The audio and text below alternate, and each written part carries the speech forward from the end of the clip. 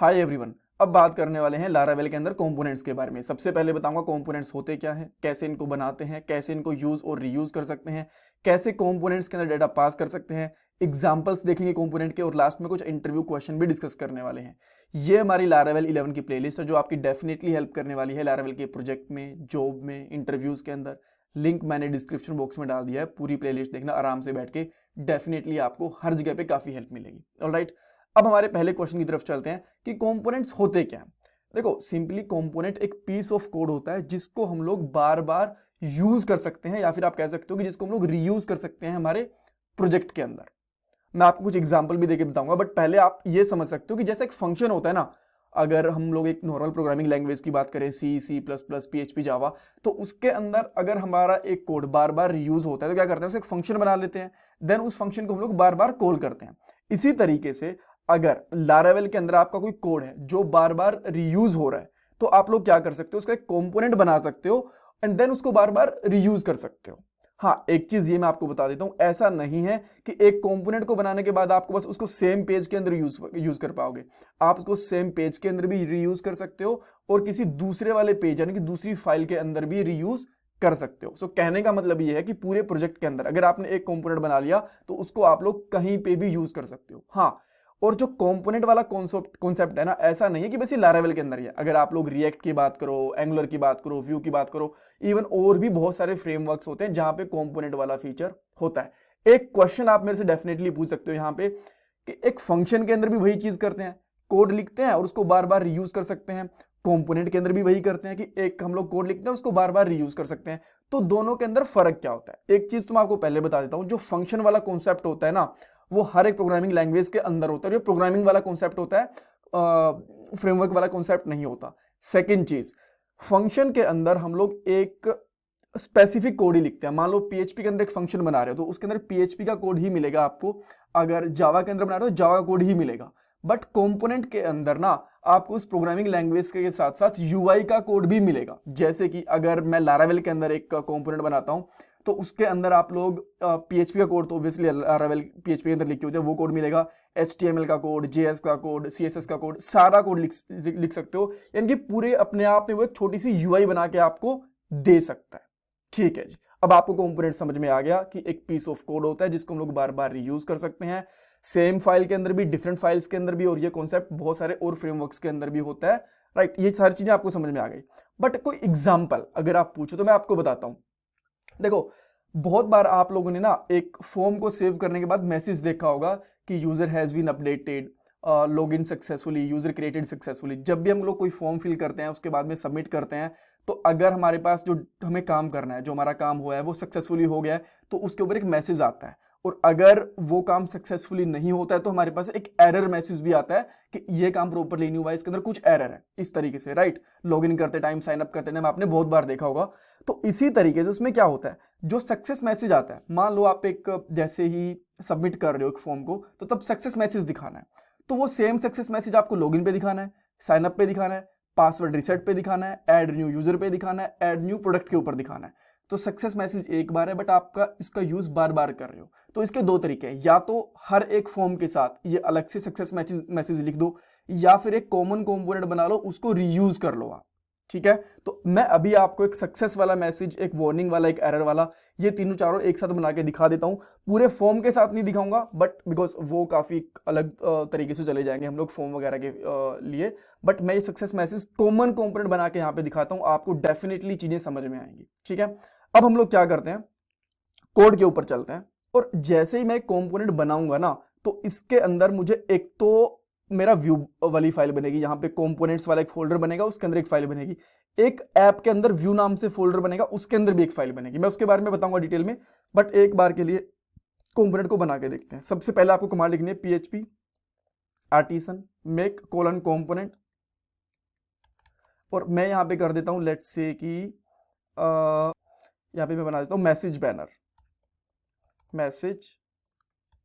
Banner नाम से एक मैंने कंपोनेंट बनाना है। जैसे मैं यहां पे एंटर करूंगा तो आप देखोगे दो फाइल्स बनेंगी इसकी। एक तो व्यू वाली फाइल बन गई यहां पे व्यू कंपोनेंट्स के अंदर, ये रही इसकी PHP की फाइल। और एक आप व्यू के अंदर देखोगे यहां पे एक इसकी blade.php वाली फाइल बनी है। ठीक है, अब मैं यहां पे क्या करता हूं, अच्छा, इसको हम लोग कहाँ पे रीयूज करके देखेंगे, पहले होम के ऊपर और फिर अबाउट अस, दोनों के अंदर हम लोग यूज करके देखेंगे, ठीक है। सो मैं क्या करता हूँ, इसके अंदर सिंपली एक h1 टैग लगा देता हूँ, और h1 टैग क्या, मैं यहाँ पे जस्ट एक सिंपल सा स्पैन लिखता हूँ, ठीक है, अभी के लिए, और यहाँ पे लिख दूंगा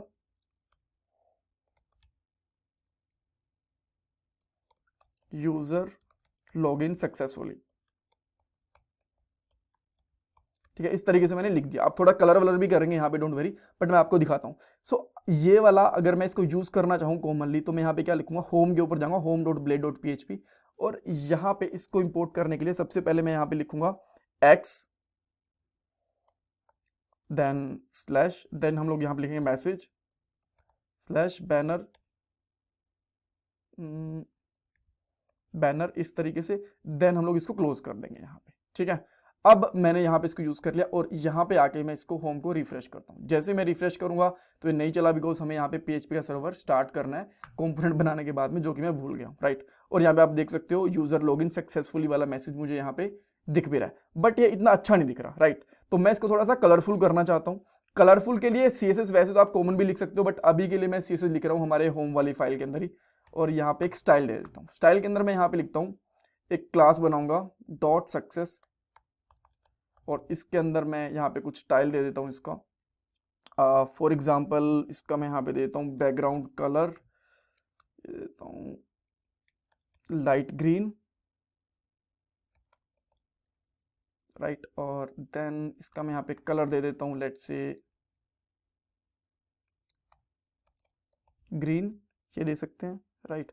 और यहाँ पे ना हमें कोट्स लगाने की जरूरत नहीं होती एक्चुअली, देन इसको हम लोग कोट्स को हटा सकते हैं, एंड ना ही हमें यहाँ पे जरूरत है, ये मैं सी ही भूल गया क्या, राइट। देन यहाँ पे हम लोग पैडिंग दे देते हैं,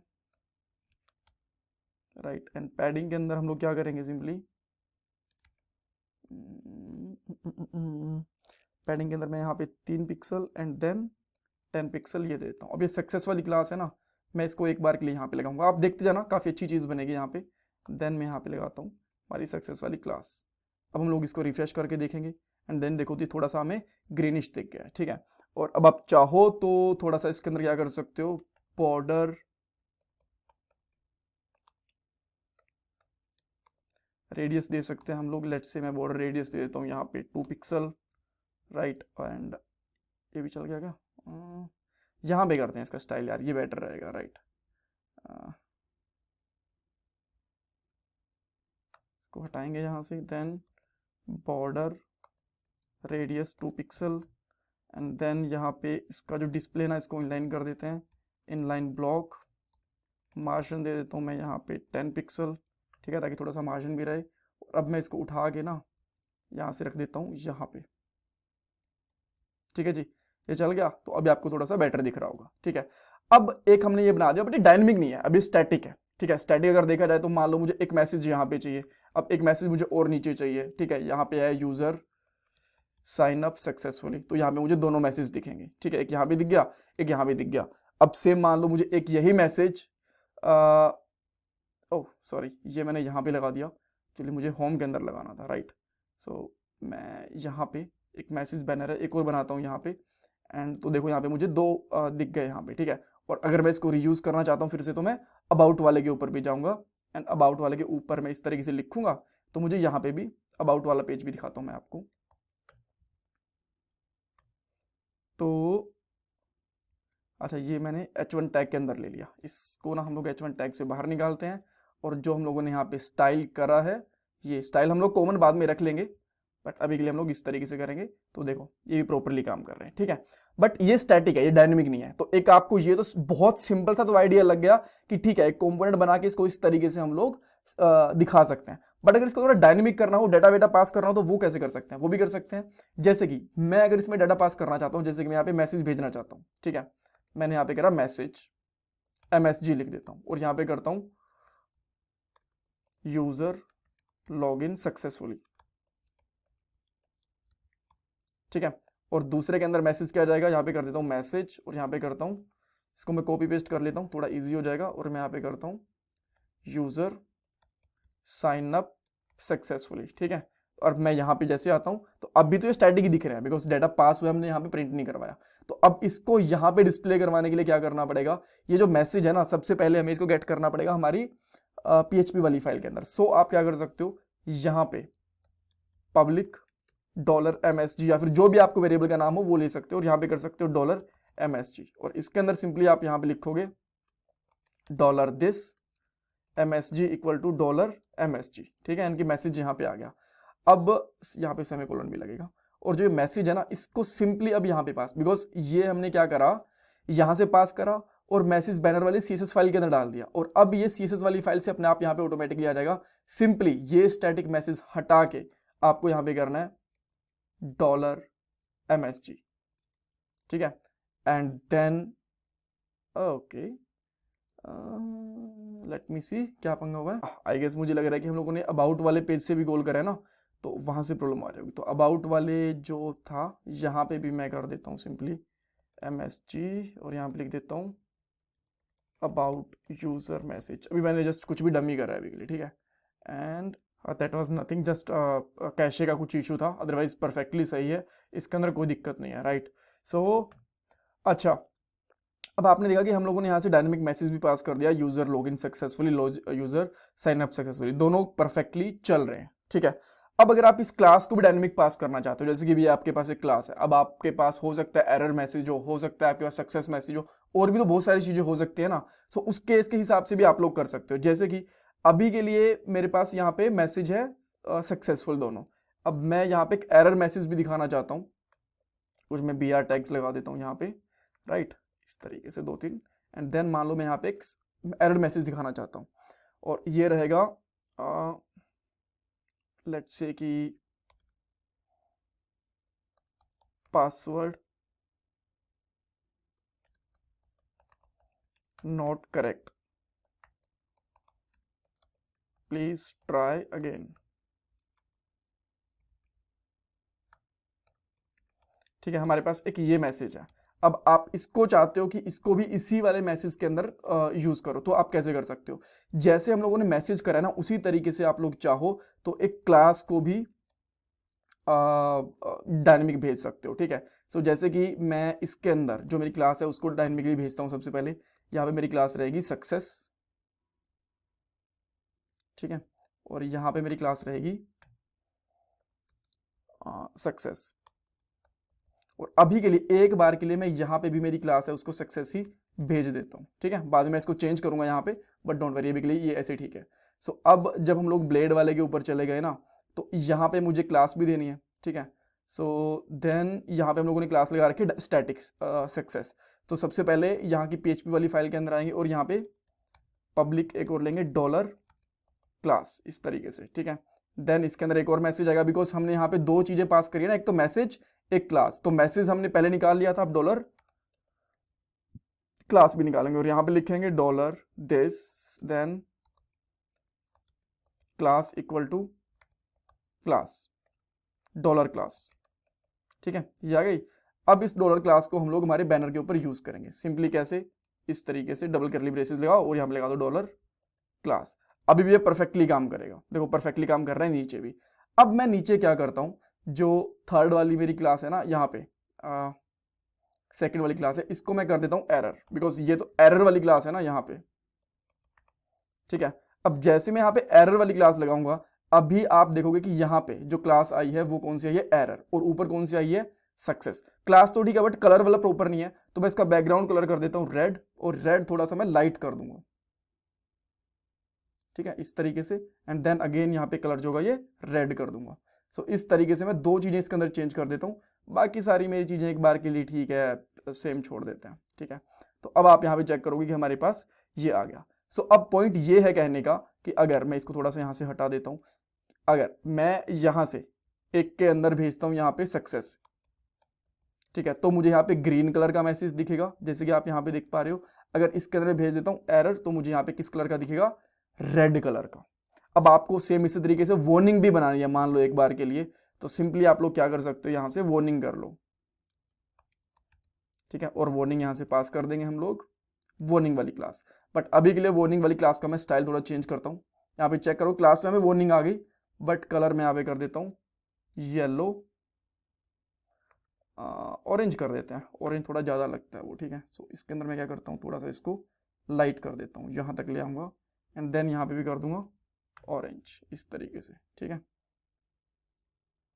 यहाँ पे आते हैं और जो इस वाली क्लास है इसको यहाँ पे डाल देते हैं। सो आप देखोगे, देख पा रहे हो प्रॉपरली कि हम लोगों ने क्या करा, एक मैसेज बनाया था यहाँ पे और इसको हम लोग रीयूज कर पा रहे हैं बार बार। अब मैं अगर CSS, जैसे मैंने आपको बताया कि बाद में हम लोग CSS को कॉमन कर लेंगे, बट अगर मैं CSS को उठा के यहाँ पे अबाउट वाली फाइल के अंदर भी रखता हूँ और सेम इसी तरीके से यहाँ से या फिर मैं कहीं और से भी कुछ मैसेज बैनर बनाता हूँ, यहाँ पे मैं क्लास भी ऐड कर दूंगा, राइट। जैसे कि ऊपर मैं क्लास चाहता हूँ कि सक्सेस जाए और यहाँ पे मैं करता हूँ, कई बार आता नहीं पेज लोड नहीं होता, यहाँ पे लिखा होता है वेंट समथिंग रॉन्ग, ठीक है। तो इस तरीके से लिखा आता है ना, तो यहाँ पे हम लोग क्या करते हैं, एक क्लास डाल देते हैं, इसका नाम डाल देते हैं वार्निंग।